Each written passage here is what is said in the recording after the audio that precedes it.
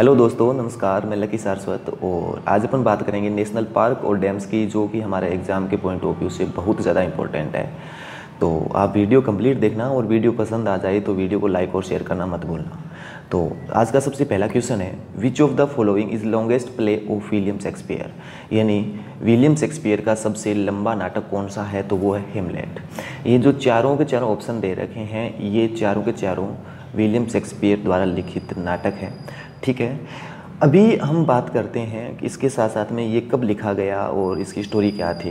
तो ये लिखा गया 1599 और 602 के बीच में लिखा गया और ये राजकुमार हेमलेट और उनके चाचा कोलिडियस के खिलाफ बदला लेने को बताया गया है इसमें। ठीक है, और इसे विश्व साहित्य के सबसे शक्तिशाली और प्रभावशाली कार्यों में से माना जाता है। ठीक है, और रोमियो और जूलियट, मैकबेथ और जूलियस सीजर भी विलियम शेक्सपियर द्वारा लिखित नाटक है। तो आप साथ साथ में ये भी नोट कर लेना। ठीक है, नेक्स्ट क्वेश्चन, निम्न में कौन सा बांध यमुना नदी पर स्थित है। तो लखावर बांध है, ये यमुना नदी पर स्थित है। ऑप्शन नंबर जो हमारा इसका जो सेकंड है, ये हमारा सही आंसर है।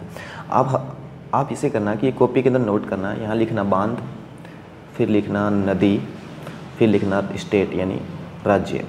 ठीक है, सबसे से पहले बांध के नीचे लिखना है उड़ी। जो उड़ी बांध है ये झेलम नदी पर स्थित है और जम्मू और कश्मीर में है। ठीक है, आगे बात करते हैं टिहरी बांध की। तो टिहरी बांध है ये भागीरथी पर है और उत्तराखंड में है। और बाखड़ा की बात करूँ तो ये बाखड़ा सतलुज पर है और कहाँ पर है, हिमाचल प्रदेश में। तो ये आप तीनों के तीनों ऑप्शन साथ साथ में नोट कर लेना। ठीक है, next question, which of the following dams is situated on the Yamuna river. तो लखावर डैम हमारा सही आंसर है इसका। ठीक है, भारत में निम्नलिखित में कौन आरक्षित जीवमंडल नहीं है। तो जो गिर है गुजरात का, वो आरक्षित जीवमंडल नहीं है। ठीक है, ऑप्शन नंबर जो हमारा इसका फर्स्ट है, ये हमारा सही आंसर है। गिर है ये भारत में आरक्षित जीवमंडल नहीं है और गिर राष्ट्रीय उद्यान और वन्य जीव अभयारण्य गुजरात के तलाल गिर जिले में स्थित है। इसे शासन गिर के नाम से भी जाना जाता है। ये यूनेस्को मैन एंड बायोस्फीयर की सूची में शामिल नहीं है और यूनेस्को मैन एंड बायोस्फीयर यानी MAB कार्यक्रम जो सूची है, उसके आधार भारत के 11 जैव भंडार इस प्रकार है, जो हम आपको बताएंगे अभी। सबसे पहला है नीलगिरी संरक्षित जैव मंडल। जो ये आप चीज़ें नोट कर लेना साथ साथ में कि नीलगिरी जो संरक्षित जैव मंडल है, ये हमारा तमिलनाडु, केरल, कर्नाटक में है। आगे बात करता हूँ मैं सुंदरवन संरक्षित जैव मंडल की। तो ये पश्चिम बंगाल में है। और मन्नार की खाड़ी है, ये तमिलनाडु में है। नंदा देवी है, ये हमारा उत्तराखंड में है। नोकरोक है, ये हमारा मेघालय में है। पंचमढ़ी है, ये हमारा मध्य प्रदेश में है। और आगे बात करता हूँ मैं सिमलीपाल की। तो ये है उड़ीसा के अंदर। और ग्रेट निकोबार है, ये महान निकोबार में है। और अचान कमार और इसके साथ में ये है, ये हमारा छत्तीसगढ़ और मध्य प्रदेश में। और आगे बात कर रहा हूँ कंचनजंगा नेशनल पार्क की। तो ये हमारा सिक्किम में। और एक और बात करता हूँ, वो है हमारा अगस्त्य तलाई, वो है हमारे केरल और तमिलनाडु में। यानी हमारे भारत में 11 जैव भंडार है, जो कि हमने सारे के सारे नोट कर लिए हैं। ठीक है, विच of the following is not a biosphere reserve in India. तो गिर है, ये हमारा नहीं है। गिर जो है ये हमारा गुजरात के अंदर है। ये भी क्वेश्चन आता है कि गिर राष्ट्रीय उद्यान है, ये हमारा कहाँ पर है। तो ये हमारा है गुजरात।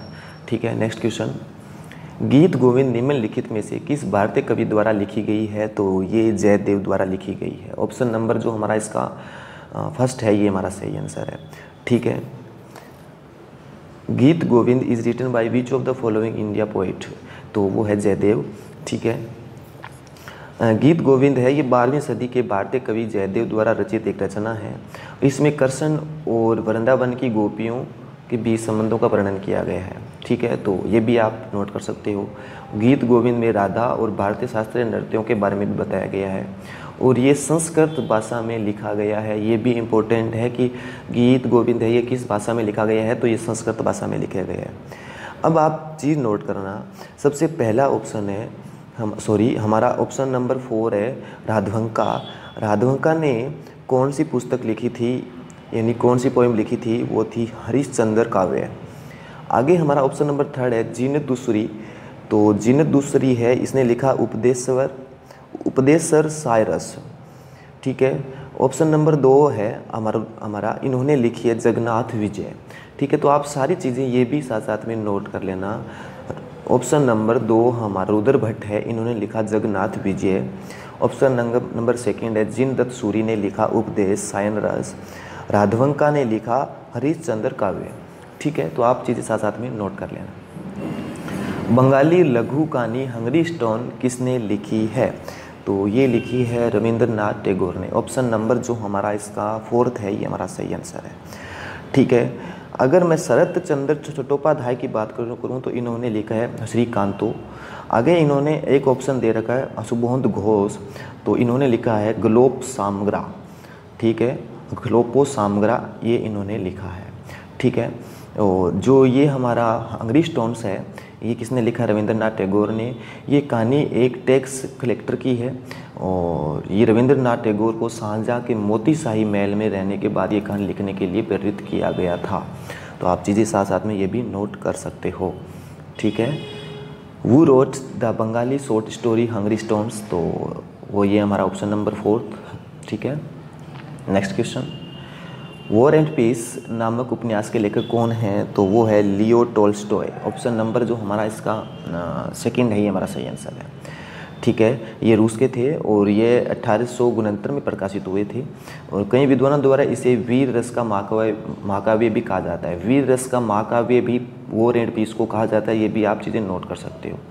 इलाहाबाद में रुद्र नारायण अग्रवाल द्वारा इसका हिंदी अनुवाद किया गया था। ये क्वेश्चन CPO में आ रखा है। इलाहाबाद में रुद्र नारायण अग्रवाल द्वारा इसका हिंदी अनुवाद किया गया और द न्यू रूस मिखाइल गोर्बोकोव द्वारा लिखित एक रचना है। द न्यू रूस है ना, ये ऑप्शन नंबर हमारा 4 है, जो कि मिखाइल गोर्बोकोव द्वारा एक लिखित रचना है। और द कैप्टन डॉटर्स ये हमारा अलेक्जेंडर पुस्किन द्वारा लिखा गया एक किताब है, ठीक है। तो ये अब साथ साथ चीज़ें नोट करते चलना, ठीक है। Who is the author of the novel War and Peace, तो वो है लियो टोल्स्टॉय, ठीक है। Next question, A passage to England पुस्तक किसने लिखी है? तो ये लिखी है नीरज सिंह चौधरी ने। ऑप्शन नंबर जो हमारा इसका 4 है, ये हमारा सही आंसर है। नीरज चौधरी है, एक भारतीय लेखक है और थे, मतलब अभी तो नहीं है, और वह अंग्रेजी और बंगाली में लिखते थे और उनका नाम है, यानी ये मतलब इनका काम ये 19वीं और 20वीं शताब्दी में ब्रिटिश उपनिवेशाद में विपरीत भारत के इतिहास और संस्कृतियों का मूल्यांकन प्रदान करता है, ठीक है। Who has written the book a passage to England? तो वो है नीरज सिंह चौधरी, ठीक है। ऑप्शन नंबर हमारा 4 इसका सही आंसर है। नेक्स्ट क्वेश्चन, किस राज्य में इडुक्की बांध स्थित है? तो इडुक्की बांध हमारा केरल में स्थित है और भारत में पेरियार नदी के पार का निर्माण किया गया है, यानी ये पेरियार नदी के ऊपर बना हुआ है। ये भी आप चीज़ें साथ साथ में नोट कर लेना। क्वेश्चन यहीं से भी आ सकता है कि इडुक्की बांध है ये किस नदी पर बना हुआ है? तो ये पेरियार नदी पर बना हुआ है, ठीक है। Next question, sorry, in which state Idukki dam is situated? तो इसका सही आंसर है केरला। नेक्स्ट क्वेश्चन, सलाल बांध निम्नलिखित नदियों में से किस पर बनाया गया है? तो ये बनाया गया है चिनाब पर। ऑप्शन नंबर हमारा इसका 1 है, ये हमारा सही आंसर है। इंपॉर्टेंट क्वेश्चन है, ठीक है। ये जम्मू कश्मीर में स्थित एक रन ऑफ द रिवर पनबिजली परियोजना है, ये भी आप नोट कर लेना। जो हमारा सलाल बांध है ये रन ऑफ द रिवर पनबिजली परियोजना है, कहाँ पर है? जम्मू कश्मीर में है। इस पावर स्टेशन के लाभार्थी कौन कौन से मतलब स्टेट है? चंडीगढ़, दिल्ली, हिमाचल प्रदेश, हरियाणा, जम्मू और अपना कश्मीर, पंजाब, राजस्थान, उत्तराखंड, उत्तर प्रदेश, ठीक है। यह बांध भारत का पहला बांध है जो एक चट्टान की चौकी और जम्मू की सबसे बड़ी पनबिजली परियोजना पर बनाया गया है। भारत का ये पहला बांध है जो एक चट्टान की चौकी है, ठीक है, जो कि जम्मू की सबसे बड़ी पनबिजली परियोजना पर बनाया गया है और इस परियोजना की क्षमता है वो 690 मेगावाट की है। ये भी क्वेश्चन बन सकता है, कितने वोल्ट का है? 690 वोल्ट का, ठीक है। Salal dam is built on which of the following rivers? तो वो है हमारा चिनाब। ऑप्शन नंबर हमारा 1।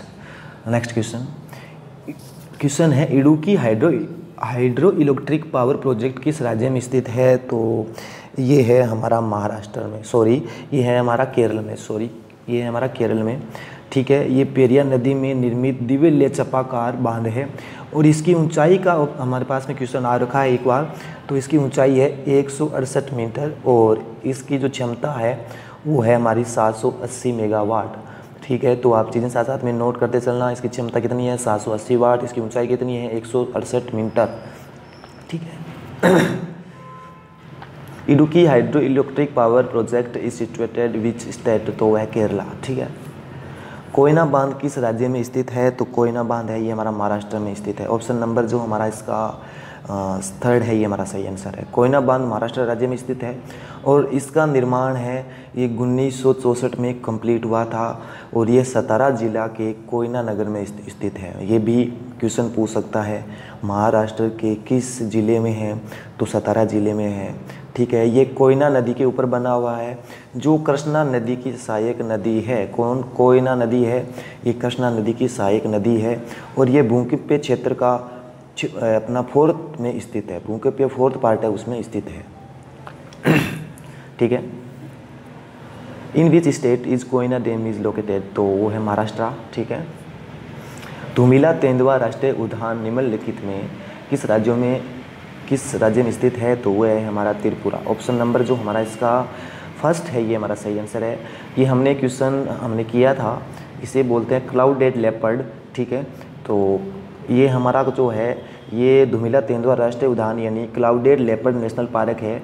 ये सिपाही जोल वन्य जीव अभ्यारण्य त्रिपुरा भारत में एक राष्ट्रीय उद्यान है और इस उद्यान को 2007 में धुमिला तेंदुए की सुरक्षा के लिए स्थापित किया गया था। तो ये भी क्वेश्चन पूछ सकता है कि क्लाउडेड लेपर्ड को सुरक्षित करने के लिए कौन सा राष्ट्रीय उद्यान था, तो वो था धुमिला तेंदुआ।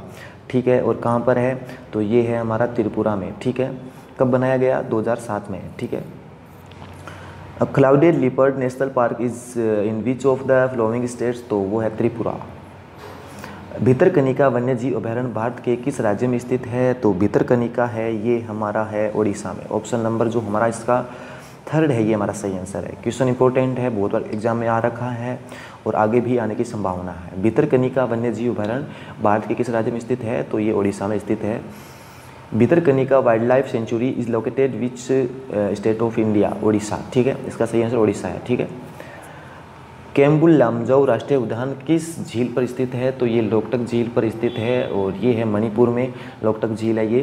तो केम्बुल लामजाऊ राष्ट्रीय उद्यान भी कहाँ पर होगा, मणिपुर में। ठीक है, ये केम्बुल लामजाऊ राष्ट्रीय उद्यान है, ये दुनिया का एकमात्र तैरता हुआ अपना जो पार्क है और ये लोकटक झील पर स्थित है। ठीक है, केम्बुल लामजाऊ राष्ट्रीय उद्यान है, ये दुनिया का एकमात्र तैरता हुआ नेशनल पार्क है। ये चीज़ आप नोट कर लेना। और कहाँ पर है, मणिपुर में है। कौन सी झील पर है, ये लोकटक झील पर है। ठीक है, आगे मैं बात करता हूँ हमारा ऑप्शन नंबर फर्स्ट कोलेरू झील।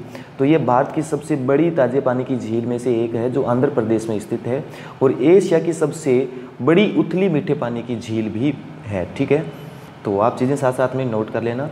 नेक्स्ट क्वेश्चन सबसे पहले देखते हैं इंग्लिश में इसको।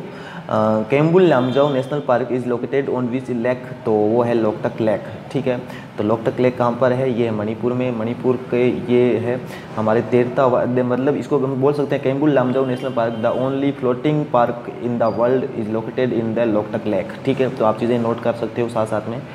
नेक्स्ट क्वेश्चन, कनघर घाटी राष्ट्रीय उद्यान किस राज्य में स्थित है, तो ये हमारा छत्तीसगढ़ में स्थित है। ऑप्शन नंबर जो हमारा इसका थर्ड है ये हमारा सही आंसर है, यानी कंजर घाटी राष्ट्रीय उद्यान है, ये छत्तीसगढ़ के बस्तर क्षेत्र में स्थित है और इसे 1982 में एक राष्ट्रीय उद्यान घोषित किया गया था।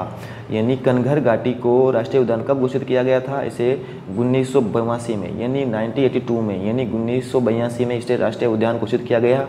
और कनघर राष्ट्रीय उद्यान है ये छत्तीसगढ़ में स्थित है। कहाँ पर है, ये छत्तीसगढ़ के बस्तर क्षेत्र में स्थित है। ठीक है, तो थैंक यू दोस्तों, वीडियो को लाइक और शेयर करना मत भूलना। ठीक है, bye, take care, see you, मिलते हैं नेक्स्ट वीडियो में।